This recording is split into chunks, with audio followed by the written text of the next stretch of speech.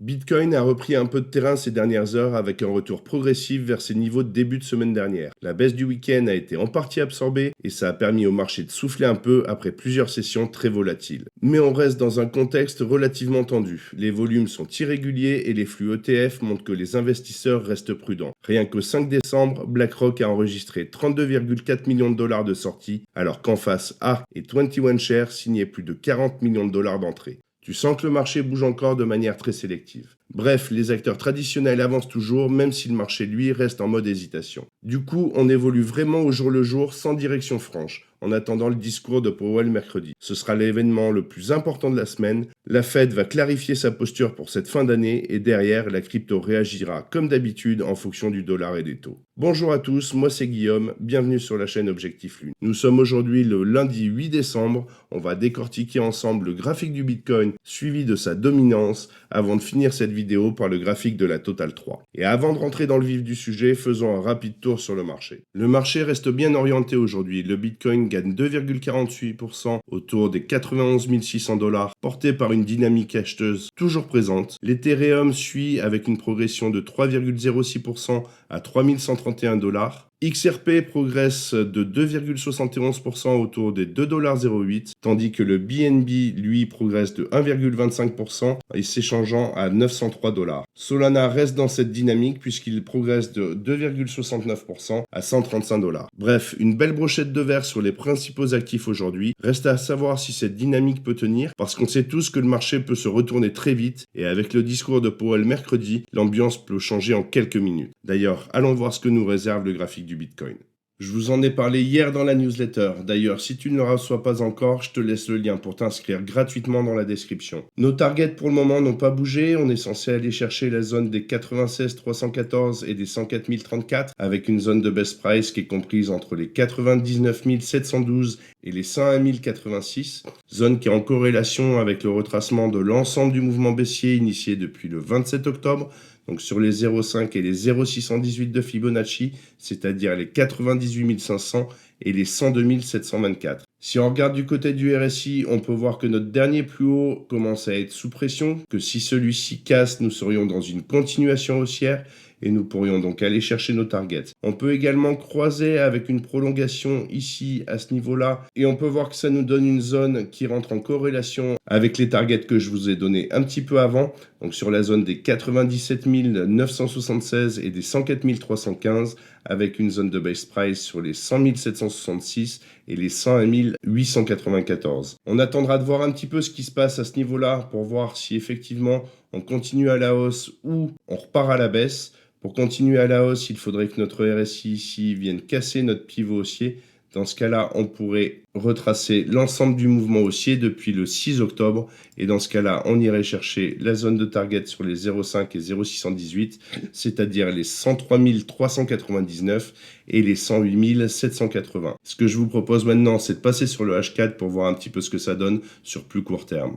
Donc si on regarde du côté du RSI, on peut voir ici qu'on est potentiellement en train de casser notre dernier plus haut, ce qui pourrait nous indiquer une continuation haussière. Et nous pourrions alors dans ce cas-là aller chercher les targets comme ceci sur la zone des 93 900 et des 96 397 avec une zone de best price qui serait comprise sur les 95 444 et les 94 999. Si par contre notre RSI vient casser notre pivot haussier, dans ce cas-là on irait chercher nos targets sur un degré supérieur. Ce que je te partage ici reste mon analyse du marché à un instant T, ce n'est pas un conseil en investissement et comme toujours je t'invite à faire tes propres recherches et à adapter ta stratégie à ton profil de risque. Et maintenant qu'on a vu comment pouvait se comporter Bitcoin, je te propose d'aller voir ce qui nous attend du côté des annonces macroéconomiques de la semaine.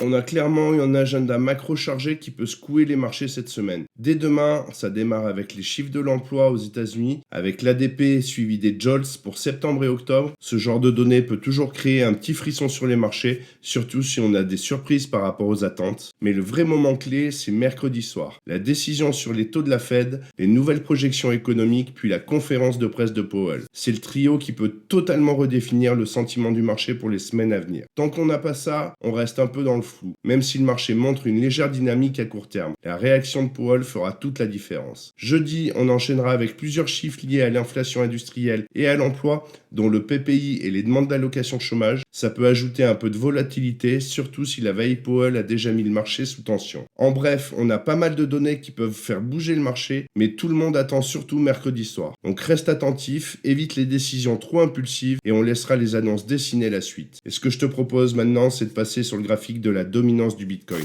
On peut voir sur notre graphique que depuis le 25 novembre, il ne s'est pas passé grand-chose. On est toujours en train d'évoluer dans cette zone de range ici, donc qui est comprise entre les 61,41 et les 58,50. Du côté du RSI, on peut voir que celui-ci est bien orienté à plat, que pour repartir à la hausse, il faudrait qu'on vienne casser ici notre droit de tendance ainsi que notre pivot haussier, et dans ce cas-là, on pourrait aller chercher les targets ici sur la zone des 62,74 et des 65,36, avec une zone de best price sur les 63,89 et les 64,36.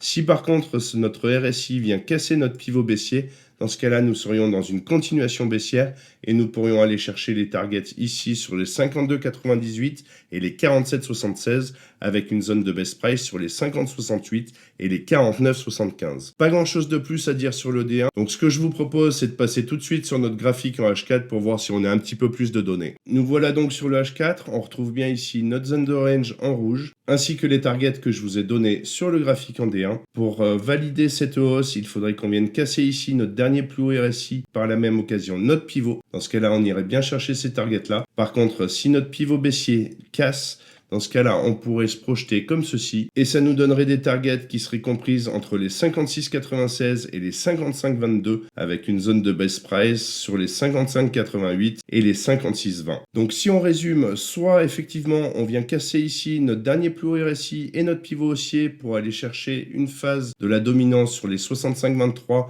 et les 62,66. Donc du coup, on repart à la hausse du côté de la dominance comme ceci. Soit effectivement on vient casser notre pivot baissier et dans ce cas-là, on vient chercher nos targets basses ici. Bien évidemment, on attendra d'avoir des confirmations et des validations. La journée, vous le savez, je vous l'ai déjà dit dans cette vidéo, la journée de mercredi va être déterminante. Donc pour le moment, pas de précipitation, on reste calme et on s'assoit sur ses mains. Si tu aimes ce type de contenu et que ce n'est pas encore fait, pense à liker, à t'abonner à la chaîne et activer la cloche pour ne rien manquer de mes prochaines vidéos. Je te laisse tous les liens utiles juste en dessous dans la description.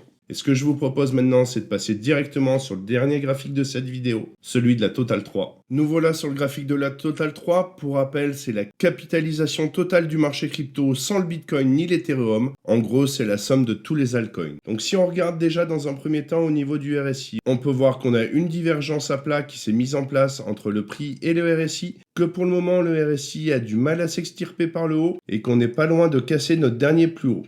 Si celui-ci casse ainsi que notre pivot haussier, dans ce cas-là, on pourrait retracer l'ensemble du mouvement baissier initié depuis le 7 octobre sur les 0,5 et 0,618 de Fibonacci, c'est-à-dire ici les 1 et les 1,05. Et c'est une zone que l'on peut potentiellement corréler avec notre prolongation de Fibonacci, qui elle nous donnerait des targets sur les 942 et les 1, avec une zone de best price qui serait comprise sur les 979 et les 968. Bien évidemment, tant que notre RSI ici n'aura pas cassé ni notre dernier plus haut ni notre pivot haussier, on peut s'attendre à avoir une baisse. Pas grand chose de plus à dire sur le D1, donc ce que je vous propose, c'est de passer sur le H4. Donc sur le H4, on pourrait potentiellement valider notre point bas à ce niveau-là, ce qui nous permettait dans un premier temps d'aller chercher nos targets ici sur les 910 et les 963, avec une zone de best price qui serait comprise entre les 942 et les 933. On peut voir ici qu'on a cassé notre dernier plus haut RSI, ce qui nous indiquerait une continuation haussière.